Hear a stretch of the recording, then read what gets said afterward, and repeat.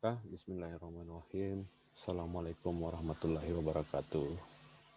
Alhamdulillah, puji syukur kehadirat Allah Subhanahu wa taala yang masih memberikan kita kesempatan dan kesehatan untuk bisa senantiasa hadir dalam pembelajaran kelas-kelas daring seperti ini, di mana kita kemudian akan belajar tentang filsafat hukum, ya, bagi mahasiswa S1 ya. Jadi ya, ini kita senantiasa untuk berupaya mengembangkan kemampuan kita ya dengan menggunakan metode daring seperti ini, karena kita situasi ya yang tidak memungkinkan untuk bertemu, tapi kita tetap bisa belajar,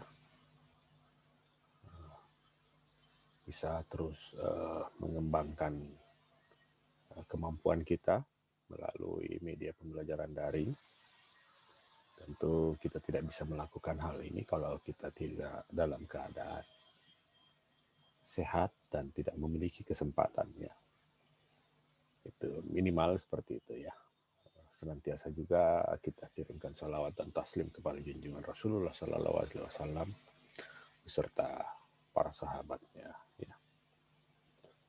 Baik, kita masuk ke dalam pembelajaran filsafat hukum. Materi keempat kita adalah hakikat hukum. Ya.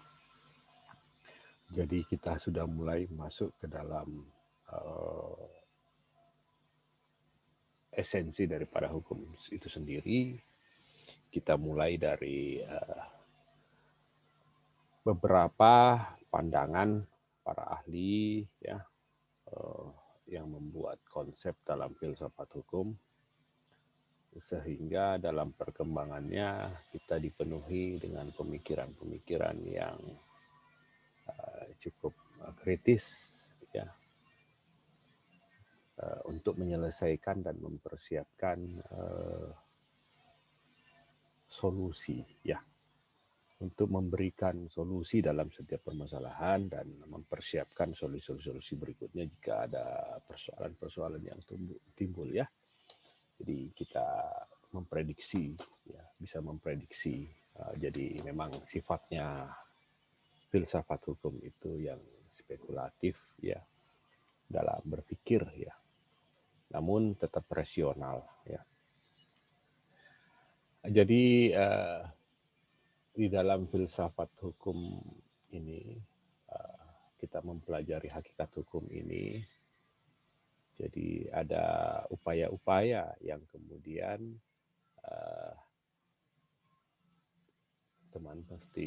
teman-teman mesti pahami bahwa dalam mempelajari filsafat hukum di bagian keempat ini, kita tetapkan dulu apa yang kemudian menjadi target kita ya, setelah mengetahui kita belajar filsafat hukum bagian keempat ini, apa sih yang ingin kita capai sebenarnya ya. Jadi setidaknya Anda kemudian bisa memahami ya, mengetahui dan memahami tentang hakikat hukum itu sendiri ya. Kemudian Anda bisa memberikan ya pendapat dalam menyelesaikan kasus yang relevan ya. Artinya Anda bisa memberikan pemikiran-pemikiran ya, kritis menurut Anda yang tetap rasional ya. Namun hal itu dapat menyelesaikan kasus yang relevan. Jadi diupayakan Anda bisa melakukan penerapan ya, sedikit penerapan dalam setelah mempelajari pertemuan keempat ini.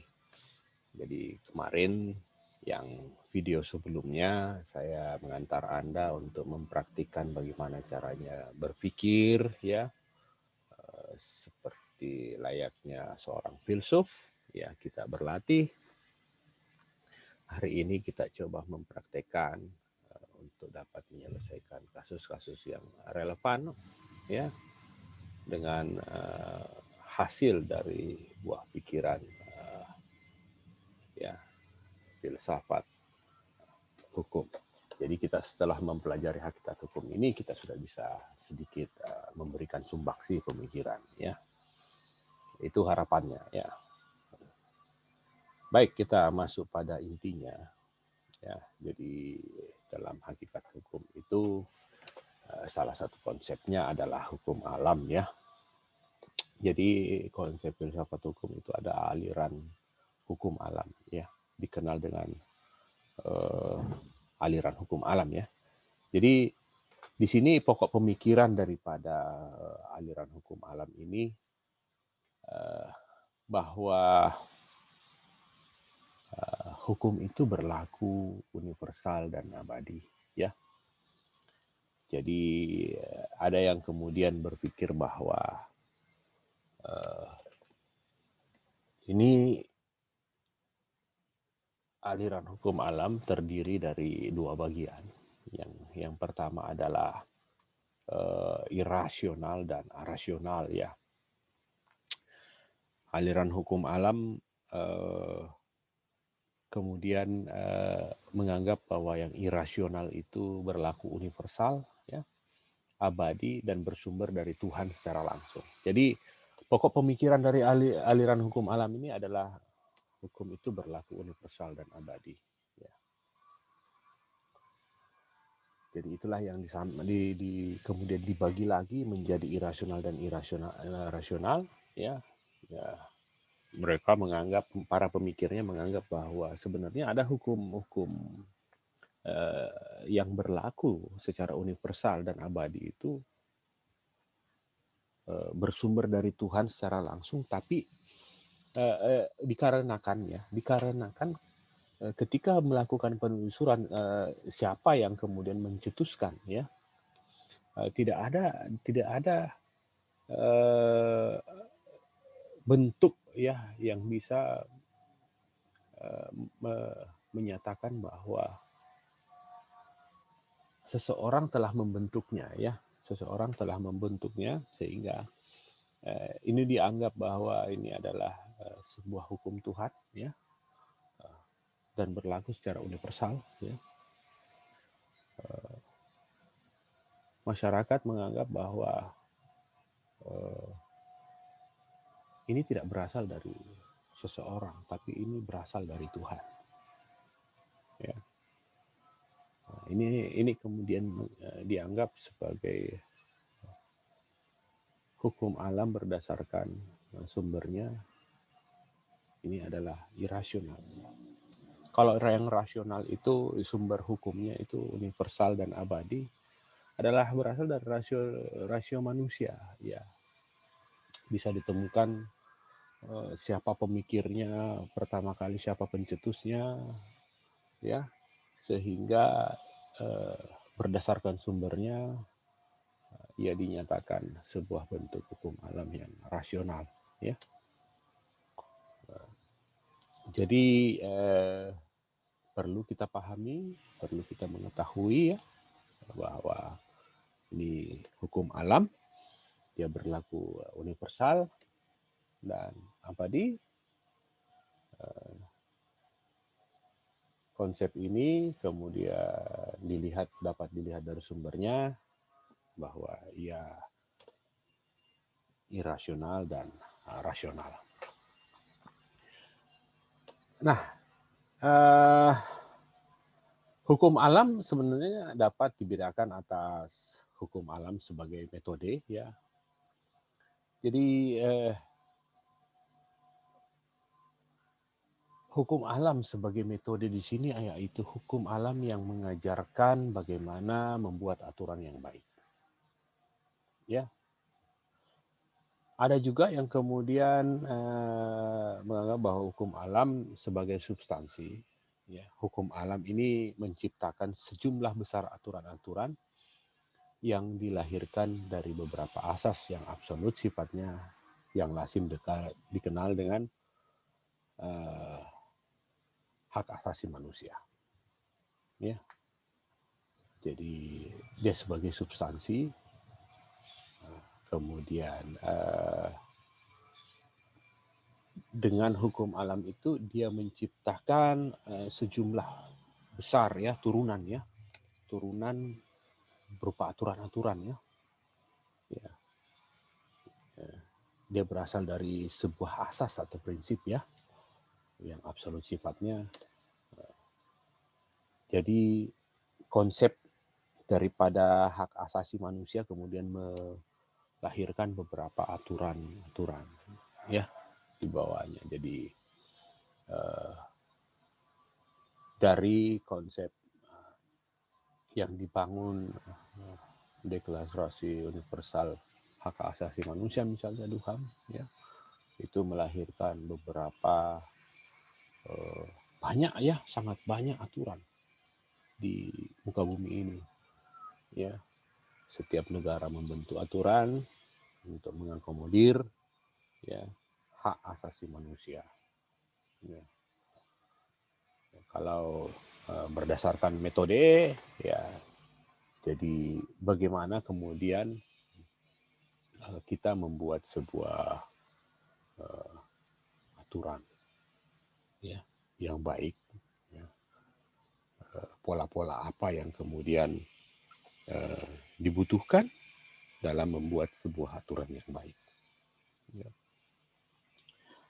Banyak hal yang kemudian kita bisa beri contoh terkait bagaimana ya kemudian metode ya, hukum alam sebagai metode ya. Jika kemudian kita tidak menggunakan prosedur-prosedur yang kemudian menjadi hasil ya, jika kita tidak menggunakan prosedur-prosedur dalam membuat sebuah aturan ya, yang mana prosedur itu telah dilakukan beberapa kali uji coba, evaluasi ya, sehingga memang benar-benar hingga saat ini ditemukan metode yang baik dalam membuat aturan. Jika kita kemudian tidak mengindahkan prosedur tersebut, ya mungkin saja aturan tersebut tidak baik. Ya. Bisa saja aturan itu tidak mengakomodir secara keseluruhan aspirasi masyarakat. Ya. Jadi kalau kita tidak menggunakan metode yang baik, maka tentu menurut hukum alam kita sulit untuk membuat sebuah aturan yang baik. Ia berlaku secara universal dan abadi. Ya. Kita bisa contohkan lagi lebih konkret. Kalau dalam sebuah masyarakat misalnya, kita membuat sebuah kebijakan sebagai seorang pemimpin masyarakat. Kalau kita tidak melakukan prosedurnya, ya, prosedur yang baik. Jadi kalau ada metodenya, ada cara-caranya dalam membentuk sebuah kebijakan di tengah masyarakat.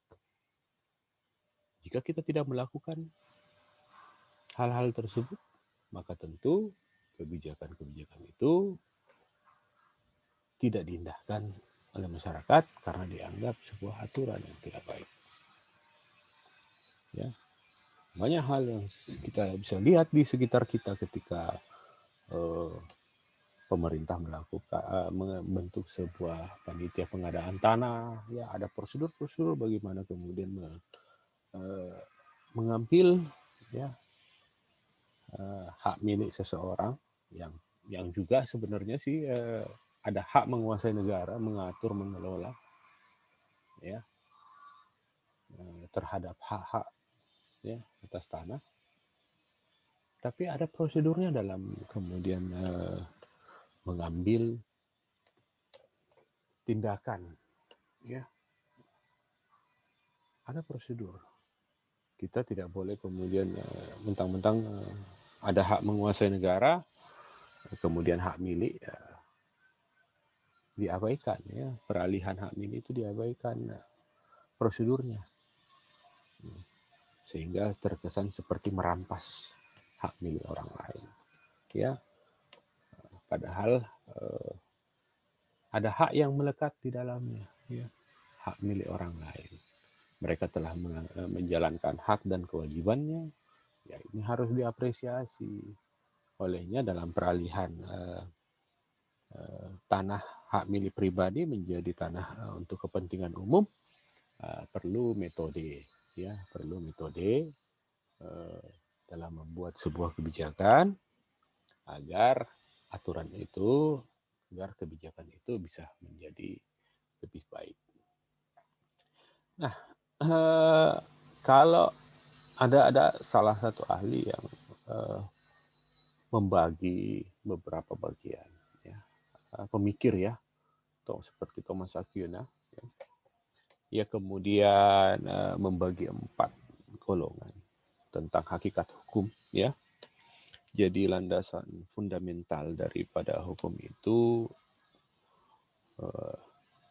ia bagi dalam 4 golongan, yaitu lex eterna, ya, seperti tadi irasional, ya, merupakan rasio Tuhan sendiri yang mengatur segala hal dan merupakan sumber dari segala hukum. Nah, ini Thomas Aquinas kemudian berpikir secara kritis bahwa sebenarnya ada lex eterna, ada hakikat hukum yang berasal dari lex eterna, ya, yang merupakan rahasia Tuhan sendiri yang mengatur segala hal dan merupakan sumber dari segala hukum. Ya. Lex divina, ya, bagian daripada rahasia Tuhan yang dapat ditangkap oleh manusia berdasarkan wahyu yang diterimanya. Ada lex naturalis, ya, merupakan hukum alam, yaitu penjelmaan lex eterna di dalam rasio manusia. Dan lex positif merupakan pelaksanaan dari hukum alam oleh manusia berhubungan dengan syarat khusus yang diperlukan oleh keadaan dunia. Ya, jadi Thomas Aquinas memandang bahwa ada 4, ya, yang membagi hukum menjadi 4 golongan. Ya, nah inilah hakikatnya. Ada lex eterna, ada lex divina, ada lex naturalis, ada lex positif. Nah, keempat ini mesti kalian untuk lakukan pembelajaran aktif agar Anda bisa memahami keempat konsep ini sesuai dengan bagaimana Anda dapat memahami dengan mengetahui dan memahami dengan mudah tentang hakikat hukum ini. Ya, Anda baca-baca yang mana kemudian bisa memberikan inspirasi bagi Anda untuk mengetahui dan memahami terkait 4 golongan hukum ini. Ya. Jadi banyak kemudian literatur yang dapat kita baca, yang dapat membantu kita, teman-teman sekalian, dapat membantu kita untuk kita mudah memahami keempat golongan yang dimaksud oleh Thomas Aquinas ini. Ya. Jadi kalau Anda kemudian sulit memahami, ya, karena Anda belum mengetahui terkait 4 golongan ini, maka Anda boleh mencari literasi yang lain yang lebih mudah menjelaskan kepada Anda, tapi maksudnya sama dengan apa yang saya sampaikan kali ini. Sehingga setelah Anda mengetahui keempat golongan hukum itu, Anda mudah memahami. Ya, Anda mudah memahami sehingga nantinya kita semua bisa satu pandangan dalam sebuah forum misalnya, ya, atau satu dalam kelas ini, ya, di kelas-kelas berikutnya atau di pertemuan berikutnya kita bisa satu pandangan tentang sebuah konsep yang kita tunjuk atau yang kita kaji, ya. Jadi hukum alam itu kemudian ada juga yang bersumber dari rasio manusia yang merupakan pencetusan pikiran manusia. Apakah sebuah tingkah laku manusia itu dipandang baik atau buruk? Apakah tindakan manusia itu dapat diterima atau ditolak atas dasar kesusilaan alam? Ya. Jadi ini Hugo de Groot atau dikenal kaum Grotius, ya, dia salah satu pencetus pemikiran hukum alam yang rasional, ya. Jadi di sini kemudian ia melihat bahwa hukum alam itu bersumber dari rasio manusia yang merupakan pencetusan dari pikiran manusia, apakah sesuatu tingkah laku itu baik atau buruk, ya. Jadi apakah tindakan manusia itu dapat diterima atau ditolak atas dasar kesusilaan alam? Ya. Nah, siapa sih yang kemudian kita bisa contohkan begini? Siapa sih yang kemudian bisa memberikan, ya, pernyataan bahwa kita menebang pohon di hutan, ya, kemudian kita tidak menanam kembali, atau kita menebang pohon secara membabi buta di hutan, kemudian kita mengabaikan makhluk hidup lainnya yang membutuhkan adanya hutan. Siapa sih yang kemudian bisa membuat pernyataan bahwa konsep seperti itu adalah sebuah tingkah laku yang baik? Ya tentu secara universal, ya, masyarakat akan menyatakan, masyarakat dunia akan menyatakan, kita semua berkepentingan untuk tetap lestarinya alam, karena misalnya berhasil dengan Indonesia adalah paru-paru dunia. Kita sangat memerlukan paru-paru dunia ini untuk penciptaan O2 dan sebagainya. Ya. Tapi kalau hari ini kemudian ada yang melakukan penebangan pohon secara liar, kemudian ada illegal logging dan sebagainya, ya, dan menciptakan sebuah keadaan yang buruk, bisa membuat banjir dalam wilayah terdekatnya. Nah, ini memang ada orang yang kemudian melakukan pelanggaran-pelanggaran hukum, ya, bahkan kejahatan-kejahatan, sehingga terjadinya tindakan-tindakan tersebut. Tentu itu adalah melanggar regulasi yang ada, ya. Tentu itu tidak patut untuk dikatakan sebuah tindakan yang baik.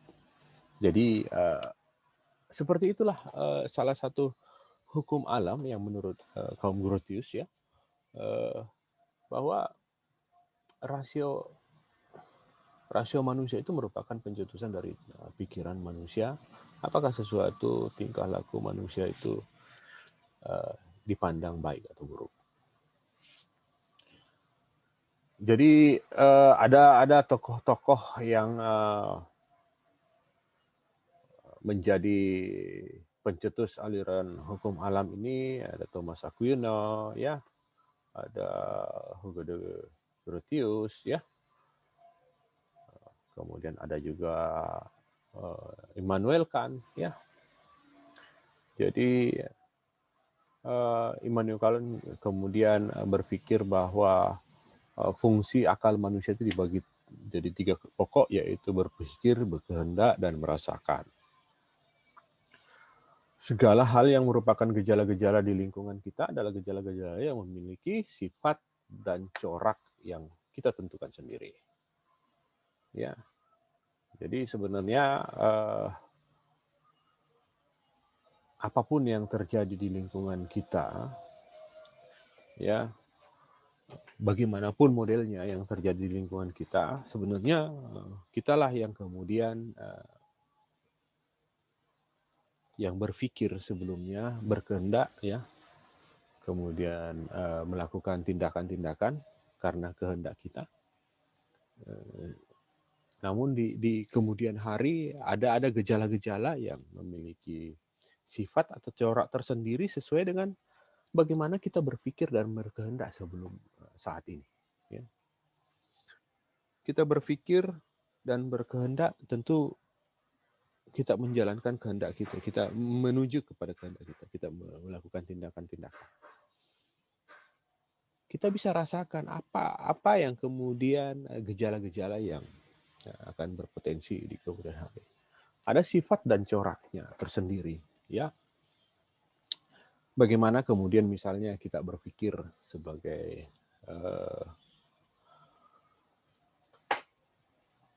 orang tua misalnya, atau kakak, ya, atau kakak, Anda sebagai kakak di rumah, ya, atau adik di rumah, ya. Kita berpikir, kita berkehendak, dan kita merasakan. Ini adalah salah satu konsep daripada Immanuel Kant. Anda berpikir, Anda selalu merasa dicurigai, misalnya seperti itu, ya.